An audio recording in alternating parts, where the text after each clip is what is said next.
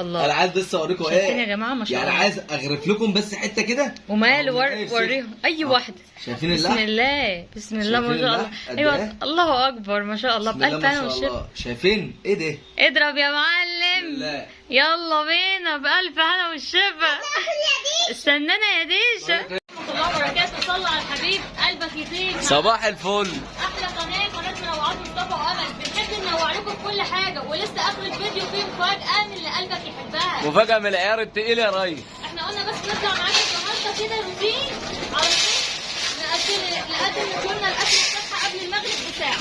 ايه امل اللي انت بتحطي لي طيورك ده يا امل؟ الطيور اللي قدامك دي يا جماعه اعمارها معديه 6 شهور، دي بتاكل علف بياض كده يا حبايب قلبي زي ما احنا شايفين مع بعض. الطيور بتاعتنا بتاكل اهيت، فعايزين نحط لها مضاد سموم على الميه. ايه يا امل اللي انتوا بتستخدموه؟ لازم يا جماعه كل فتره نحط للفراخ اللي بتبيض بالذات مضاد سموم، يعني كل شهرين نحط مره مضاد سموم. مش بقول لكم كل اسبوع ولا كل اسبوعين، بقول لكم كل شهرين، يعني كل فين وفين كده. هتنا جاي بالازازه اللي في امل ده، دي زيكا كولا سيفن يا جماعه مش ازازه كولا والله، هي الازازه اتخرمت فانا فضيتها بازازه كولا. قسما بالله عاملين مقاطعه علشان اخواتنا في غزه، ربنا ينصرهم ويحميهم يا رب العالمين. ما تفضي يا امل. ماشي هو بسم الله. ماشي. ايه انت بقالك ساعه كده عماله بتفكري تفضي ولا ما افضيش؟ افضي ولا يا جماعه غطى على ال 2 لتر او غطى على 3 لتر يا جماعه، ما نكترش في الخل، هو بس زي ما قلنا لكم كده حاجات بسيطه عشان مضاد سموم. مسرح العلف لما بنجيبه بيبقى فيه مضادات سموم كتير، طبعا بيقوي المناعه، بيقضي على الديدان، الحاجات دي مهمه جدا لطيورك، اوعي تنسيها. يا امل لو جبنا من الصيدليه مضاد سموم احنا بنحب ان احنا نوفر لكم يا جماعه، وبلاش حكايه الادويه الكتير لانها بتضعف مناعه الطير بتاعتك. استخدم الحاجات الاعشاب الطبيعيه اللي احنا بنستخدمها في فصل الصيف، عمر طيورك ما هتتعب منك ولا هتمرض منك. تمام؟ تيجي نبص نظره على الحمام بتاعنا. تعالوا يلا بينا. زي ما حضراتكم شايفين دي اوضه الحمام، في حماميه واقفه فوق اهي، ودي الاوضه كده. بسم الله الرحمن الرحيم. زي ما حضراتكم شايفين يا جماعه، اللهم صل وزد وبارك. قولوا ما شاء الله اخواتي. طبعا دي اوضه الحمام اهي، اللهم صل على النبي. طبعا الحمام اللي عندنا ده اللي عند مصطفى وامل كله يعتبر يا جماعه حمام هجين، تمام؟ علشان بس اللي اول مره يشوفنا حمام مخلط، يعني بناخد منه زغاليل بنبيعها للاكل فقط لا غير، هي للاكل وممكن منها يصلح للتربيه. في شويه زغاليل حلوين هم، يعني ديت زغاليل والله صغيره بتاع 5 6 زغاليل اهي حتت اهي، تمام؟ ده بيصلح منه برضه للتربيه ويصلح منه للاكل 100%. ودي بقى يا اخواتي الفراخ البلدي، بسم الله ما شاء الله. دي الفراخ البلدي الحر والفراخ البلدي الهجين. انا بحب يا جماعه النوعين دول جدا عند الفراخ البلدي، يمكن اكتر من الفيومي. حد بيقول لي الفيومي بيبيض اكتر، انا مش مختلف معاه، بس الفيومي لو ما خدتش بالك من تسمينه مش هيبيض عندك وهيبقى زي قلته، لان دي الفراخ الفيومي اهي الرزي زي ما حضراتكم شايفين، او الذهبي على حسب ما بتسموها. شايفين عرض الفراخ دي من الهجين اللي قدامها دي قد ايه؟ فرق شاسع يا جماعه، بسم الله ما شاء الله. بتشيل اوزان حلوه وهي كويسه في البيض، بس لازم تخلي بالك منها في الحاجات اللي هي ما تسمنهاش على قد ما تقدر. يعني الفراخ الفيومي دي لو عطيتها بقى اكل تسمن منك. الفراخ اللي هي الهجين بتاعتنا او البلد الحر اللي انتم شايفينها دي كده قدامكم، دي بلد حر اهي ودي هجين، تمام؟ دي لو عطيتها بقى اكل ولا يشغلها اي حاجه. فعشان كده انا بحب يا جماعه الفراخ البلد الحر او الفراخ البلد الهجين. زي ما حضراتكم برضو شايفين طيورنا كده بتشرب كلها من مضاد السموم ومبسوطه جدا، مع ان الخل يا جماعه لو كترت منه غلط، فانت ما تكترش، غطى على 3 لتر من الميه وشكرا على كده، تمام؟ او مثلا 2 سم خل على 3 لتر من الميه، يا كده يا كده. ايه رايكم؟ هتعملها مره كل شهرين بس، مش عايزين اكتر من كده بالنسبه للفراخ اللي بتبيض. لكن بالنسبه لفراخ التسمين لما بنيجي نغير لها علف ناعم لعلف خشن فدي يختلف. فاللي عايز الفيديو ده هلاقيه على قناه مصطفى وامل، مش منوعات مصطفى وامل.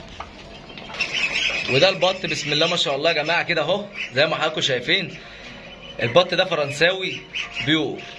فرنساوي البيور ده كويس جدا ومناعته قويه. ايه يعني ايه مميزات الفرنساوي البيور وايه عيوبه؟ مميزات الفرنساوي البيور يا جماعه ان بيبقى المميزات بتاعته ان هو قوي في المناعه، يعني في حر بيستحمل، في سقعه بيستحمل، تمام؟ عيوبه ان هو ما بيشيلش اكتر من 3.5 او 4 كيلو لحم، تمام؟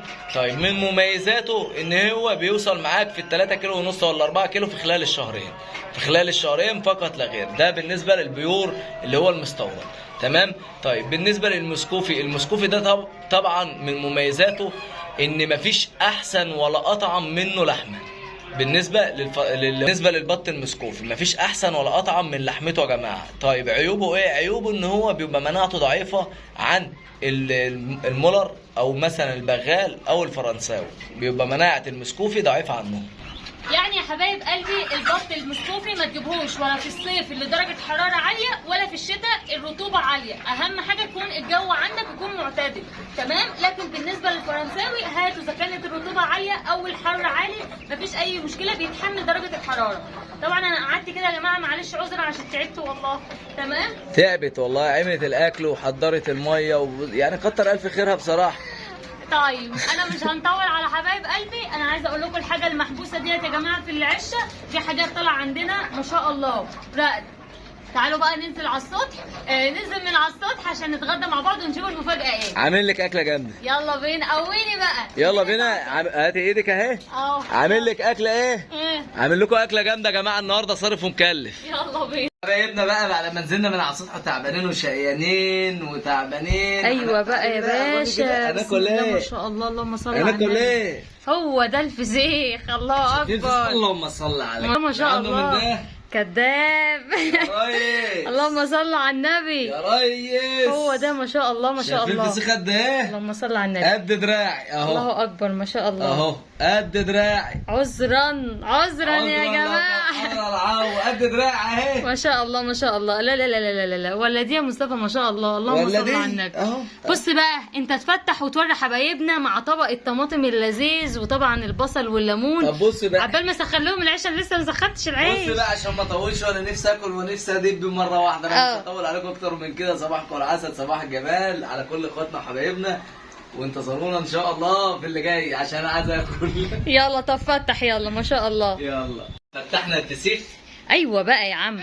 ايوه يا عم. دي يا جماعه سيبناها كده قلنا ايه هنفتحوها برضو بس نخلصوا اللي قدامنا دول. ايه ده؟ بسم الله ما شاء الله. وايمي ماسكانا البصل اهو. عاملين ايه؟ طبعا. يلا. ثانيه يا نون.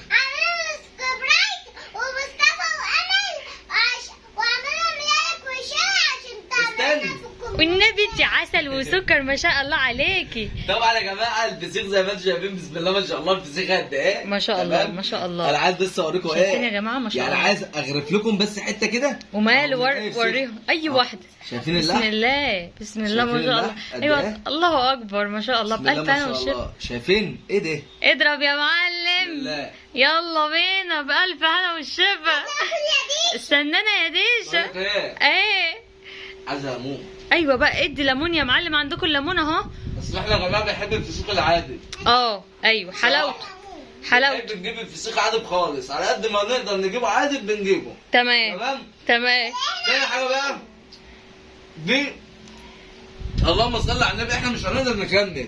فعلا ما شاء الله. شايفين قد ايه؟ ما شاء الله. احنا هنستنوا على دي شويه بس ناكلوا دي الاول. بصوا يا جماعه اللي ورا مصطفى والله قاعدين لقينا الفرخه دي واقفه على الجدار. مش عارف عايزه تاكل فسيخ باين ولا ايه؟ جت على الريحه او جت منين ما اعرفش بس هي شكلها بتاعتنا يا مصطفى الفرخه دي. بتاعتنا والله. ايوه ما انا عارفه. احنا سايبينها فوق نزلناها تحت. ايوه. صباح العسل مش هنطول عليكم اكتر من كده عشان جعان. شايفين اللحم؟ تعالى قربي لي كده. امال انا انا عماله اشم الريحه. خش على الزبده. خش على الزبده. صل على النبي. خش على الزبده اهو. بسم الله. خش على الزبده. بسم الله. خش على الزبده. الله اكبر ما شاء الله. شايفين؟ ما شاء الله. تسلم ايدك يا عم محمود. ايوه بقى الفسخاني بتاعنا يا جماعه اهو. شايفين اللحم؟ الله اللهم صل على النبي. هو صل على النبي يا جماعه. كلها لحم ما شاء الله. حاجه كده ايه لو تغرف كده بايدك. المال الحلال اهو. المال الحلال اهو. ايمي ما استنتنيش. يلا اعملوا لنا لايك وسبسكرايب اهو. شوفونا بالقناه والسلام عليكم ورحمه الله وبركاته.